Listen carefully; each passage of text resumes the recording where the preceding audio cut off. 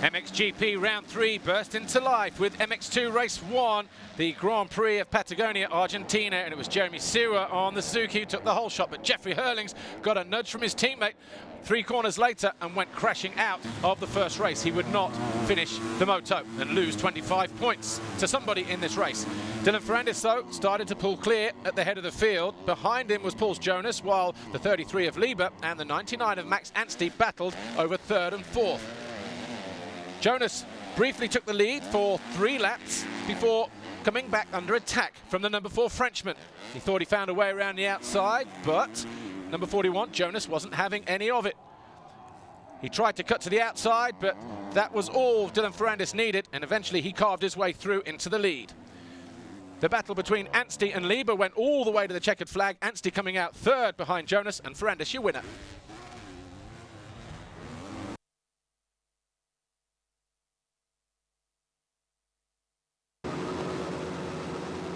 MXGP Race 1 burst into life.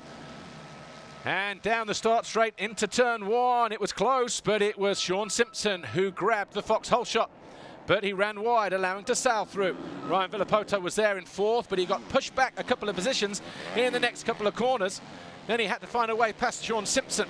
All the time, Jeremy Van Hoorbeek on the Yamaha was trying to close in, and every time for a couple of laps that Ryan Villopoto thought he'd found a way past Simpson on the Hitachi Revo KTM, Simpson found a way to get back alongside the American, making it very difficult for the number 2 on the Monster Energy Kawasaki. Eventually, though, he seized his opportunity when a mistake from Simpson through the waves meant Villopoto was up and running and into 3rd position, going after Tony Cairoli. But as the race wore on, Max Nag on number 12 on the Red Bull Ice One Factory Husqvarna came from 8th to challenge Villopoto, eventually taking 3rd as Cairoli carved his way to the front. But it wasn't for long. It lasted about 100 meters before De Salle found his way back up the inside of the Red Bull KTM rider. And De Salle on the Rockstar Energy Suzuki was riding in confident mood despite a blip in qualifying, and he went on to win race 1. Cairoli was 2nd, Nagel 3rd.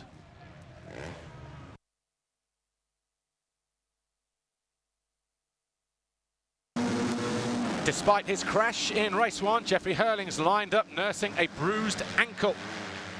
He charged into the first corner, but it was Alexander Tonkov on the Wilvo Nastan Husqvarna who took the whole shot.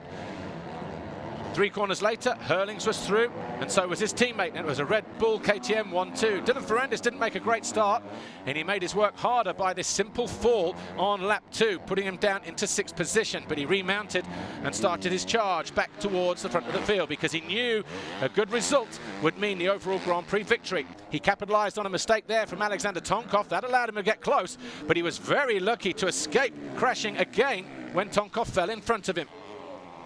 So that put Ferrandis up into 3rd place, and he went after Jonas as Hurlings continued to lead. Jeremy Seewer, who was 5th in race 1, was up to 4th, but would eventually get passed by Tim Geiser in the closing stages for another 5th place finish, as Dylan Ferrandis on the Monster Energy Kawasaki eventually rode around the outside of Paul Jonas with a handful of laps to go to get himself into 2nd. Hurlings won the race, but Dylan Ferrandis on the Monster Energy Kawasaki would win the Grand Prix with that 2nd place finish in Moto number 2. Paul Jonas would come home 3rd, Geiser 4th, and Jeremy Seewer was 5th. And the overall Grand Prix looked like this. Dylan Ferrandis taking his 1st ever Grand Prix victory in MX2. Jonas was 2nd on the Red Bull KTM, and Jeremy Seewer, Rockstar Energy Suzuki, was 3rd, a career 1st for him. And Hurlings and Ferrandis are tied at the top of the championship. Jonas 3rd, Tonkov 4th. Covington had another good ride this weekend. He is now placed 5th. But it was his teammate who stood proudly on the top step of the podium for Monster Energy Kawasaki. His 1st win in MX2, and Kawasaki's 1st win in almost a year since Arno Tonas in Brazil in 2014. The podium then this weekend in MX2, Dylan Ferrandis, Monster Energy Kawasaki, Paul Jonas, Red Bull KTM Factory Racing, and Jeremy Seewer, Rockstar Energy Suzuki Europe. But Jeffrey Hurlings continues to lead after 3 rounds.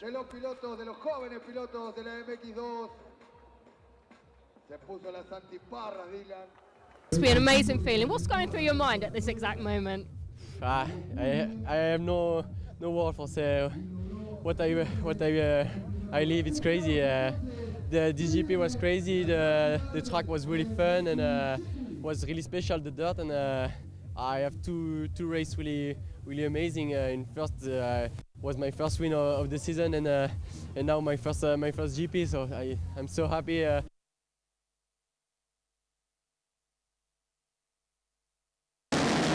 The final race of the day, MXGP Race 2, and it was a fast-starting Max Nagel on the Red Bull Ice One Husqvarna that grabbed the foxhole shot, but it was DeSalle who led for the first 5 laps.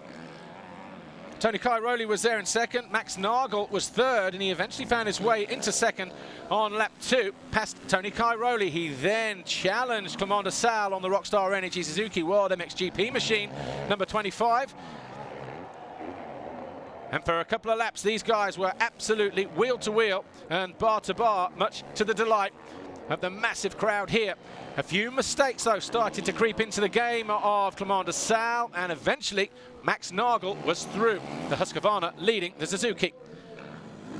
As he pulled away, Clement DeSalle started to come under pressure from Tony Cairoli, and in a repeat move that saw DeSalle retake the lead from Cairoli, Tony Cairoli on his Red Bull KTM did exactly the same in exactly the same spot. He went into second, DeSalle went into third, and Ryan Villapoto was never too far away in fourth on the Monster Energy Kawasaki. Max Nagel, though, went on to win the race from Cairoli. DeSalle was third, Villapoto fourth, Van Horbeek was fifth, and that win also meant that Max Nagel was victorious here in Argentina, his second Grand Prix victory of the season.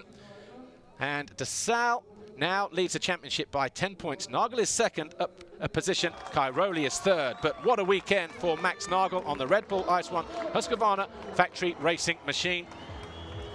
45 points for him. Clement DeSalle second on the Rockstar Energy Suzuki on the same points. Cairoli third for Red Bull KTM Racing on 44.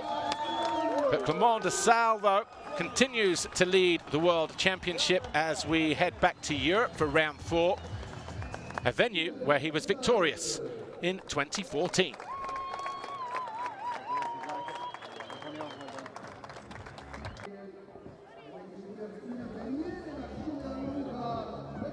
Max, congratulations, second overall victory. You and the Husqvarna are really proving to be a threat in this championship now. Yeah, we are all surprised actually, because nobody expected that it's going like this. But like I said, the winter preparation has been going so good with the setup of the bike. I'm so happy. The bike is so strong. That's really what I want. The team is doing so good effort. They prepare everything always so well, my mechanics. And yeah, I'm just so proud about myself also for the riding. That's great.